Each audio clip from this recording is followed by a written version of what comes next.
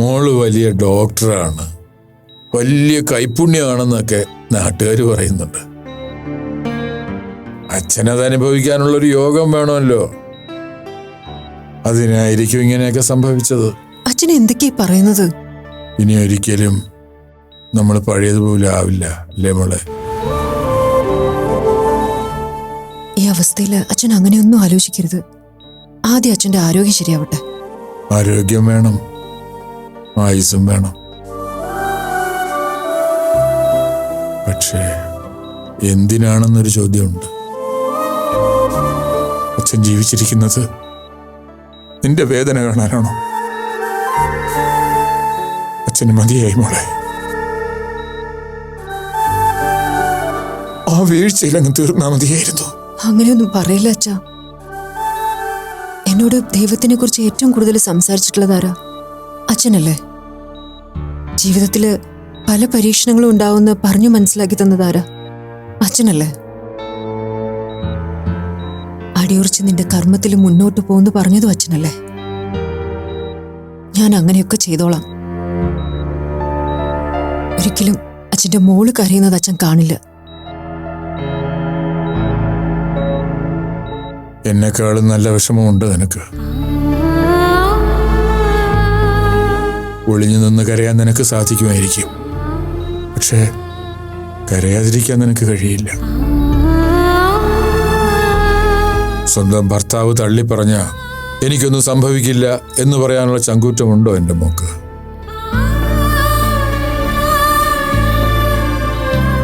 കുടുംബം കൈവിട്ടുപോയാൽ എനിക്കതൊരു പ്രശ്നമല്ല എന്ന് പറയാനുള്ള മനോബലം ഉണ്ടോ നിനക്ക്? ഇല്ല മോളെ, ഇല്ല. നീ ഒരു പാവം പെണ്ണ. എങ്ങനെയാ മോളെ നിനക്കിതൊക്കെ താങ്ങാൻ പറ്റുന്നേ? അച്ഛാ പ്ലീസ്, അച്ഛൻ്റെ BP കുറഞ്ഞു വരുന്നതേ ഉള്ളൂ. ഈ വിഷയം സംസാരിച്ചുകൊണ്ടിരുന്നാലേ എനിക്ക് നല്ല പേടിയുണ്ട്.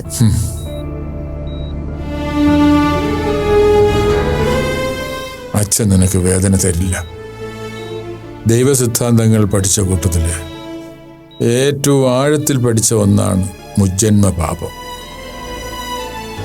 സംഭവിച്ചതിനൊന്നും നീ ഉത്തരവാദിയല്ല. അപ്പൊ പിന്നെ അച്ഛൻ്റെ മുജ്ജന്മ പാപമായിരിക്കും. മതി. പണവും സമ്പത്തൊന്നും അച്ഛൻ എനിക്ക് വാരിക്കോരി തന്നിട്ടില്ല. പക്ഷെ ഈ മനസ്സ് നിറയെ സ്നേഹം തന്നിട്ടുണ്ട്. നല്ലൊരു ജീവിതം പഠിപ്പിച്ചിട്ടുണ്ട്. മറ്റുള്ള മനുഷ്യരോട് ദയ കാണിക്കാൻ പഠിപ്പിച്ചിട്ടുണ്ട്. അതിനേക്കാളൊക്കെ അപ്പുറത്ത് ഒരച്ഛന് മകൾക്ക് തരാൻ സമ്പത്തില്ല. ആ കണക്കിൽ നോക്കിയാ എൻ്റെ അച്ഛൻ കോടീശ്വരനാ. അതിലിപ്പോഴും അഭിമാനിക്കുന്നവളാ ഞാൻ.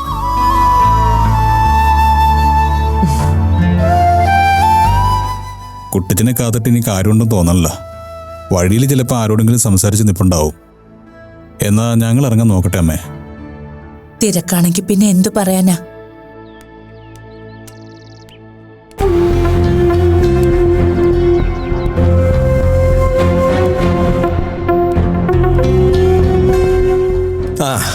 അച്ഛനെവിടെ?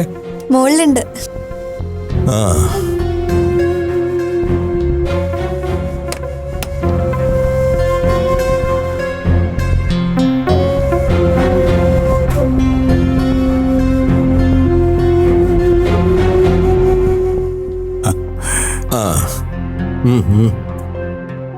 വഴിയിൽ ചീര കണ്ടപ്പോ 2 കെട്ടങ്ങ് വാങ്ങി.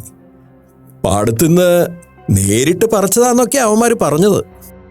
വിഷം അടിച്ചതായിരിക്കും. അല്ല, ഉള്ളില് വിഷം പുരട്ടിയ മനുഷ്യരാ ചുറ്റും നടക്കുന്നത്. അപ്പൊ പിന്നെ പച്ചക്കറികളുടെ കാര്യം പറയാനുണ്ടോ? സാരംഗ് വന്നിട്ട് അധികം നേരം ആയോ? കുറച്ചു നേരമായി. ഞാൻ ഇറങ്ങാൻ തുടങ്ങായിരുന്നു. അമ്മയൊന്ന് കാണണമെന്ന് പറഞ്ഞതുകൊണ്ട്.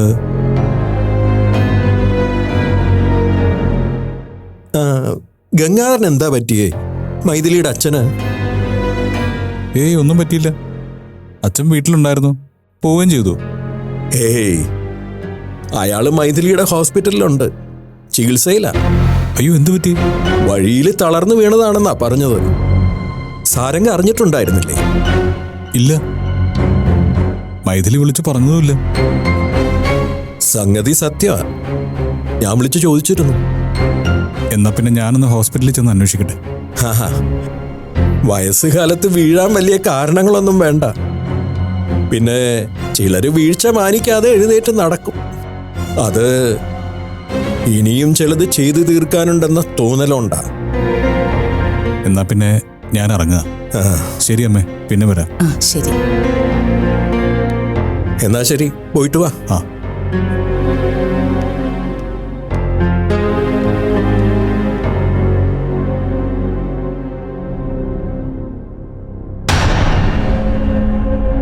സാരംഗിനെ നീ കാണാൻ വിളിപ്പിച്ചതാണോ?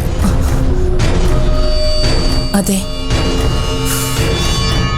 എന്തിന്? എന്തൊക്കെ പറഞ്ഞു സാരംഗിനോട്? ഞാനൊന്നും പറഞ്ഞില്ല. മൈഥിലിയുമായിട്ട് നല്ല രീതിയിൽ ജീവിക്കണമെന്ന്. അവന്റെ കുടുംബം നല്ല രീതിയിൽ പോയില്ലെങ്കിൽ നിനക്ക് ഉറക്കം കിട്ടില്ലേ? സാരംഗിനോട് എനിക്ക് ശത്രുതയാണെന്നും അത് തീർക്കാൻ ഞാൻ എന്തും ചെയ്യുമെന്ന് പറഞ്ഞോന്ന്? ഇല്ല, പറഞ്ഞില്ല. ഈ പുറത്തേക്കുള്ള ലോകം മുഴുവൻ എന്നെ തോൽപ്പിച്ചതാ. എന്റെ മോനെ തോൽപ്പിച്ചതാ. ഈ കിടപ്പ് കിടന്ന് നിനക്കും അതാണ് ഉദ്ദേശമെങ്കിൽ ലക്ഷ്മി, എന്നെ നീ വേറെ ഒരു കോലത്തിൽ കാണേണ്ടി വരും. ആ, ചീരക്കറി നിനക്ക് വലിയ ഇഷ്ടമല്ലേ? ഞാനത് ഉടനെ ശരിയാക്കാം. ഉച്ചയ്ക്ക് നമുക്ക് കഞ്ഞിയുടെ കൂടെ കഴിക്കാം. നിന്റെ ചെറിയ ചെറിയ ആഗ്രഹങ്ങൾ എനിക്ക് നന്നായിട്ട് അറിയാം. പക്ഷേ എന്റെ ഏറ്റവും വലിയ ആഗ്രഹങ്ങൾ പോലും നിനക്കറിഞ്ഞൂടാ. അവിടെയാണ് നീയും ഞാനും തമ്മിലുള്ള വ്യത്യാസം. ശരി, ഞാൻ കഞ്ഞി വെക്കട്ടെ.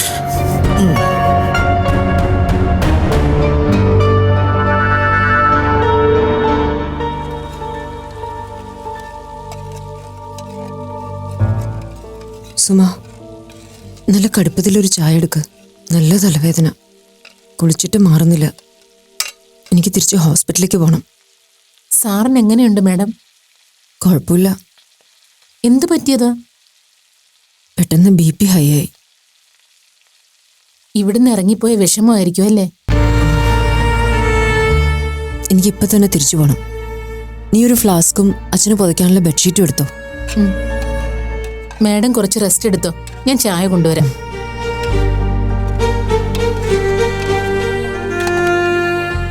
അമ്മേ, ഇത് എവിടെ പോയിരുന്നു? അമ്മ വന്നപ്പോ കണ്ടില്ലല്ലോ. ഞാൻ കളിക്കാൻ പോയതാ. അപ്പൂവിന് എങ്ങനെയുണ്ട്? ആ, ഇപ്പൊ കുഴപ്പമില്ല. അമ്മയുണ്ടല്ലോ അടുത്ത്. എനിക്ക് അപ്പൂവിനെ കാണണം. ഇപ്പൊ മോൻ വരണ്ട. അപ്പൂപ്പിനൊന്ന് സുഖമായിട്ട് അമ്മ മോനെ കൊണ്ടുപോവാം. എനിക്കിന്ന് വന്നേ പറ്റൂ. വാശി പിടിക്കില്ലേ മോനെ? അച്ഛനും യാമിയൊക്കെ എവിടെ? അവരെങ്ങോട്ടോ പോയി. എങ്ങോട്ട്? മോനോടൊന്നും പറഞ്ഞില്ലേ? ചേച്ചിയോട് ഞാൻ ചോദിച്ചു, ഒന്നും പറയാതെ പോയി. ചേച്ചിക്ക് എന്നോട് ദേഷ്യമാണോ അമ്മേ? എന്താ മോനെ അങ്ങനെ ചോദിച്ചേ? ഞാൻ എന്തു വെച്ചാലും ചേച്ചി മറുപടി പറയില്ല. ഞാൻ അടുത്തേലും എഴുന്നേറ്റ് പോവും. അതൊക്കെ മോന് വെറുതെ തോന്നുന്നതാ. ചേച്ചിക്ക് മോനല്ലാതെ വേറെ ആരോ ഉള്ളേ? മോനെ അച്ഛൻ്റെ അടുത്ത് ചെന്നിരുന്ന് സംസാരിച്ചോ? ഇല്ല അമ്മേ, എനിക്ക് അച്ഛൻ്റെ അടുത്ത് പോകാനേ തോന്നുന്നില്ല. അങ്ങനെയൊന്നും പറയരുത് കേട്ടോ. അച്ഛൻ്റെ അടുത്ത് പോകണം, സംസാരിക്കണം. അച്ഛനും മക്കളും തമ്മിൽ പഴയ പോലെ തന്നെയല്ലേ? അമ്മയ്ക്കല്ലേ മാറ്റമുള്ളൂ.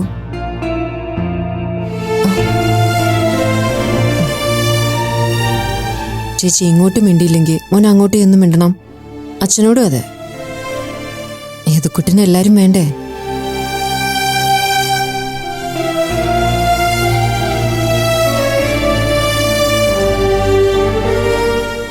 അരുൺ,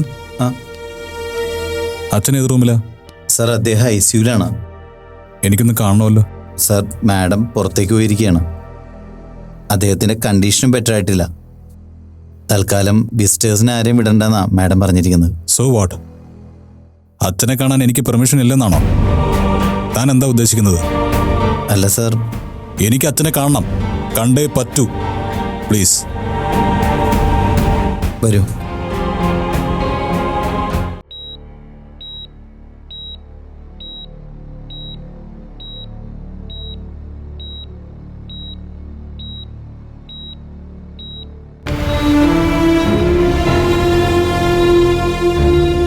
എന്തു പറ്റി അച്ഛന്? സുഖമില്ലായിരുന്നെങ്കിൽ തിടുക്കപ്പെട്ട് ഇറങ്ങേണ്ട കാര്യമുണ്ടായിരുന്നോ?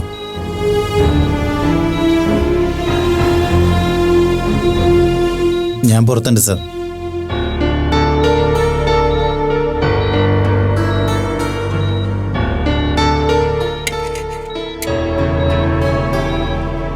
അച്ഛ, ഞങ്ങൾ തമ്മിൽ എന്തെങ്കിലും വിഷയം ഉണ്ടായാലും അച്ഛനോട് എനിക്ക് ഇഷ്ടക്കുറവൊന്നുമില്ല. അച്ഛനോട് എന്നും പഴയ പോലെ ആയിരിക്കും ഞാൻ. മോനെ, അലഞ്ഞു തിരിഞ്ഞ് നടക്കുന്നതിനിടയിൽ വല്ലപ്പോഴും ഒരിക്കൽ നിന്റെ ഫോണിലേക്ക് വിളിക്കുമ്പോൾ സ്നേഹമുള്ള ഒരു മോനെ എനിക്ക് കാണാൻ കഴിഞ്ഞിരുന്നു. ഓരോ വാക്കിലും എനിക്ക് ധൈര്യം തരുന്ന ഒരു മോനെ. ഒരു ഫോണിൻ്റെ മറുതലയ്ക്കൽ നിന്ന് അങ്ങനെയൊക്കെ അഭിനയിച്ച് കാണിക്കാൻ എളുപ്പമായിരുന്നു. അങ്ങനെ തന്നെ എൻ്റെ കൺമുന്നിൽ ഒന്ന് ചെയ്യുകയാണോ നീ? അച്ഛാ, മൈഥിലി നിന്നോട് എന്തെങ്കിലും തെറ്റ് ചെയ്തിട്ടുണ്ടെങ്കിൽ അത് ശരിയാണെന്ന് എനിക്ക് ബോധ്യപ്പെട്ടാണ്. അവളെ തള്ളിപ്പറഞ്ഞ് നിന്നെ എൻ്റെ മോനെ എന്ന് വിളിച്ച് ചേർത്ത് പിടിക്കുന്ന ഒരു ബന്ധം ഞാൻ എൻ്റെ ഈ മനസ്സിൽ സൂക്ഷിച്ചിട്ടുണ്ട്. തനിക്കാരോടും പറയാൻ കാരണങ്ങളൊന്നുമില്ല. കോടീശ്വരനായ താൻ ഒരു ഗതിയും പരഗതിയുമില്ലാത്ത ഗംഗാധരന്റെ മകളെയാണ് ഒരു സുപ്രഭാതത്തിൽ വേണ്ടാന്ന് പറയുന്നത്. എന്ത് ചെയ്യാൻ പറ്റും? ലോകം കാശുള്ളവൻ്റെയാണ്.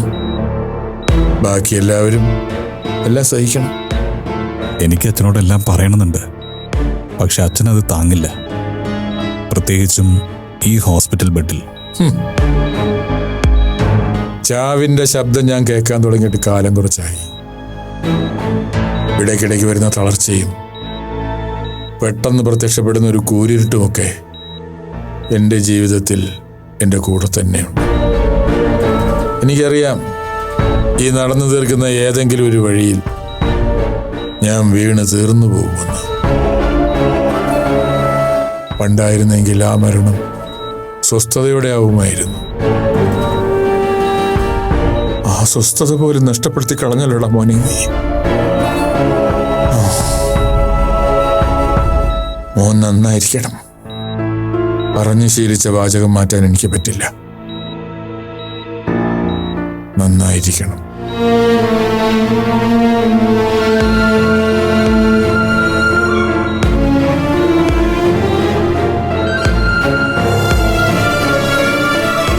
അല്ല അരുൺ, ഒരു കടുത്ത വൈരാഗ്യമുള്ള ആളാണെങ്കിൽ സാറിങ്ങിപ്പം മൈഥിലിയുടെ അച്ഛനെ കാണാൻ വരൂ? അല്ല, ഞാനൊരു പോസിബിലിറ്റി ചോദിച്ചെന്നേ ഉള്ളൂ. ഈ ചില കുടുംബങ്ങളിലൊക്കെ കാണാറുണ്ടല്ലോ, സ്വന്തം മകനേക്കാൾ മരുമകനെ ഇഷ്ടപ്പെടുക, അയാളെ സപ്പോർട്ട് ചെയ്യുക, അങ്ങനെയൊക്കെ. അല്ല, മൈഥിലിയുടെ അച്ഛൻ അങ്ങനെ ആയിരിക്കും? മൈഥിലി മാം വരുമ്പോഴേ ഞാനിവിടെ ഒരു ക്യാബിൻ സെറ്റ് ചെയ്യാൻ പറയാം. എന്തിന്? അല്ല, എന്നിട്ട് കൊള്ളാവുന്ന ഒരു ജ്യോതിഷിയെ വിളിച്ചിരുത്താം. അതാവുമ്പോ സാറിന്റെ ഇങ്ങനെയുള്ള സംശയങ്ങളൊക്കെ പുള്ളിക്കാരൻ തീർത്തു തരും. തനിക്ക് എന്നെ ആക്ഷേപിക്കുന്നതാണ് രസം. അങ്ങനെ സ്ഥിരമായി ആക്ഷേപിക്കുന്നവര് കുറച്ചുകൂടി പെർഫെക്റ്റ് ആയിരിക്കണം. യു മീൻ ഡ്യൂട്ടിയിൽ സാറ് കാണിക്കുന്ന ഉത്തരവാദിത്തമില്ലായ്മ ചോദ്യം ചെയ്യണമെങ്കിലേ മൈഥിലി മാം കുടുംബ പ്രശ്നങ്ങളൊന്നും ഇല്ലാത്ത ആളായിരിക്കണം. അതാണോ സാർ ഉദ്ദേശിച്ചത്? വ്യക്തി നന്നാവുക, അതിലൂടെ കുടുംബം നന്നാവുക, എന്നിട്ട് നാട് നന്നാവുക എന്നൊക്കെയാണല്ലോ പറയുക. പരിചയപ്പെട്ടിട്ട് വർഷങ്ങളായി സാർ. ഇതുപോലെ ഇത്രയും വിശാലമായി ചിന്തിക്കുന്ന ഒരാളാണ് സക്രിയ സാറെന്ന് സത്യമായിട്ട് എനിക്കറിയില്ലായിരുന്നു. ഈ അന്യന്റെ ജനൽ കമ്പികളിലൂടെ ഒളിഞ്ഞു നോക്കിയാൽ കിട്ടുന്ന സുഖം വല്ലാത്തൊരു ലഹരിയാണല്ലേ. കഷ്ടം സാർ. അരുൺ, ആ അച്ഛൻ ഉറക്കമാണോ? അല്ല മാം, സാരംഗ സാർ വന്നിട്ടുണ്ട്. അവര് സംസാരിക്കുകയാണ്. സാരംഗോ?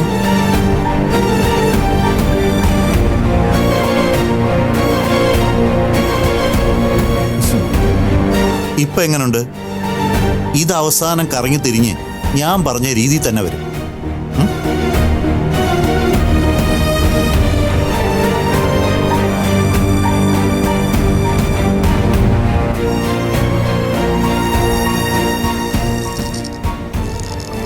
എന്നോട് കുട്ടിച്ചനാണ് വിവരം പറഞ്ഞത്. ഞാൻ പിന്നെ പെട്ടെന്നിങ്ങ് പോന്നു.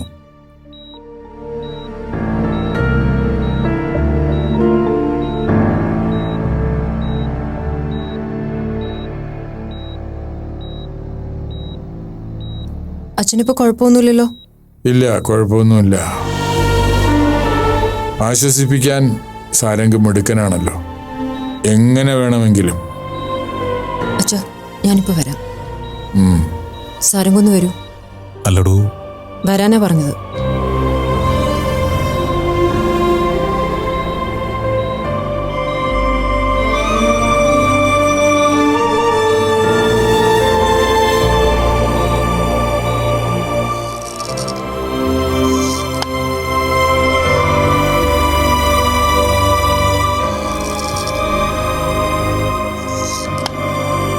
എന്തിനാ വന്നത്?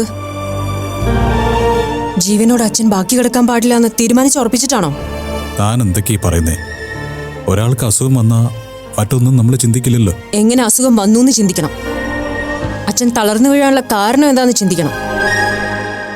സാരംഗ്, കൂടുതൽ സംസാരിക്കാൻ എനിക്ക് താല്പര്യമില്ല. അച്ഛനെ കാണാൻ ഇനി ഇങ്ങോട്ട് വരരുത്. എടോ, ഞാനിത് പറയുന്നത് സാരംഗിന്റെ ഭാര്യയായിട്ടല്ല, ഡോക്ടർ മൈഥിലിയായിട്ടാണ്. എന്റെ പേഷ്യന്റിന്റെ മനോനില എനിക്ക് പ്രശ്നമാണ്. അദ്ദേഹം അത്ര സുരക്ഷിതമായ അവസ്ഥയിലല്ല. Do you understand? Okay, I won't repeat it.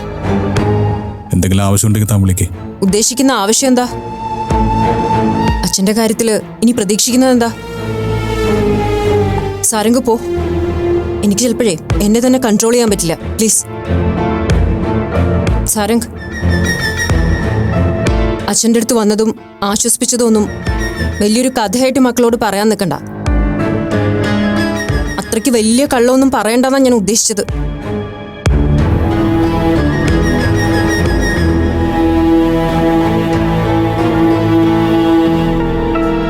അച്ഛൻ്റെ അടുത്തേക്ക് ആരും കയറ്റിവിടാൻ പാടില്ല എന്ന് ഞാൻ നിന്നോട് പറഞ്ഞതല്ലേ? സാരംഗ് സാർ വന്നപ്പോൾ ഞാൻ പറഞ്ഞു മാം.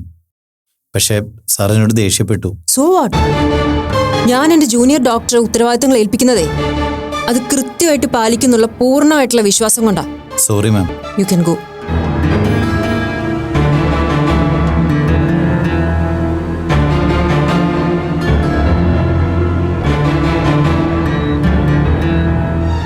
അച്ഛാ. ആ, മോളിരിക്ക്. സാരംഗ് പിന്നെയും വേദനിപ്പിച്ചു അച്ഛനെ. അയാൾ അതിനല്ല വന്നത്. അയാൾ വളരെ സ്നേഹത്തോടെയാണ് സംസാരിച്ചത്. പക്ഷേ ഞാനത് വിലക്കി. ഞാനും വിലക്കി. കള്ളത്തരങ്ങൾ കൂടുതൽ കാണിക്കരുതെന്ന് റിക്വസ്റ്റ് ചെയ്തു. വലിയ വലിയ ബിസിനസ്സുകാരെ കുറിച്ചൊക്കെ ഞാൻ കേട്ടിട്ടുണ്ട്. ഏറ്റവും വലിയ ശത്രുവിനെ കെട്ടിപ്പിടിക്കും, കൊല്ലാൻ തീരുമാനിച്ചവനോട് നിറഞ്ഞ ചിരി ചിരിക്കും എന്നൊക്കെ. മുമ്പൊക്കെ അങ്ങനെ കേട്ടിട്ടുണ്ടായിരുന്നെങ്കിലും ഞാൻ വിശ്വസിച്ചിരുന്നില്ല.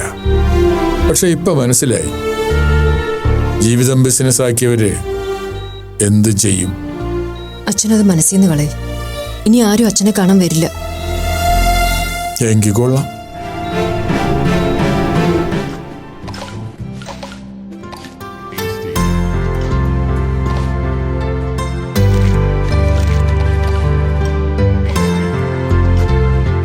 അല്ലടി മോളെ, സത്യത്തിൽ നീ കാണിക്കുന്നതിൽ എന്തെങ്കിലും ന്യായമുണ്ടോ? ഈ കിടക്കുന്ന മുഴുവൻ നിന്റെ ഡ്രസ്സുകളാ. ഇത് കൃത്യമായി മടക്കി വെക്കേണ്ടത് നിന്റെ ഡ്യൂട്ടി അല്ലേ? എന്നോട് അച്ഛൻ എപ്പോഴും എന്താ പറയാറ്? നിനക്ക് അച്ഛനായിട്ടും അമ്മയായിട്ടും ഞാനേ ഉള്ളൂ എന്നല്ലേ? എന്റെ അമ്മ ഉണ്ടായിരുന്നെങ്കിൽ എന്നെ കൊണ്ട് ഇതൊക്കെ മടക്കി വെപ്പിക്കായിരുന്നോ? അതൊക്കെ അമ്മ ചെയ്യില്ലേ? ഓ, അത് ശരി. അമ്മയുടെ സ്ഥാനം കൂടി എനിക്കായതുകൊണ്ട് ഞാൻ തന്നെ എല്ലാം മടക്കി വെക്കണം. അതെ. അല്ല, കുറച്ചുനാൾ കഴിയുമ്പോൾ നിന്റെ കല്യാണം കഴിയില്ലേ? അപ്പൊ പിന്നെ ഇതാര് ചെയ്യും? ആരും ചെയ്യും. എടിയടി, കൂടുതൽ കളിക്കല്ലേ. അച്ഛനെ ഇതങ്ങോട്ട് ചെയ്തേ. അച്ഛന് റെസ്റ്റ് വേണമെന്ന് തോന്നുമ്പോ ഞാൻ പറയാം. ഒന്ന് നിന്നേ. പിന്നെ ഈ ബർത്ത്ഡേയുടെ പരിപാടി എങ്ങനെ? ബർത്ത്ഡേ എങ്ങനെയാന്ന് അച്ഛൻ അറിയില്ലേ? അതറിയാം, പക്ഷെ ആരെയൊക്കെ വിളിക്കുന്നുണ്ടെന്ന് അറിയില്ലല്ലോ. എന്റെ കോളേജിലെ ഫ്രണ്ട്സ് എല്ലാവരും വരും എന്ന് പറഞ്ഞാ എനിക്കൊപ്പം ഉണ്ടായിരുന്ന എല്ലാ ബാച്ചും ഏകദേശം ഒരു 100-300 പേരുണ്ടാവും. പിന്നെ അരുണിന്റെ ഫ്രണ്ട്സ്, കോളേജ് മേറ്റ്സ് എല്ലാം കൂടി ഒരു 10-200 പേരുണ്ടാവും. പിന്നെ അരുണിന്റെ അനാഥാലയത്തിലെ കുട്ടികള്, അവിടുത്തെ സ്റ്റാഫ്. നീ എന്താ ഉദ്ദേശിക്കുന്നത്? ഇത്രയും പേര് നിന്റെ കല്യാണത്തിന് വിളിക്കാൻ പോലും എനിക്ക് ഉദ്ദേശമില്ല.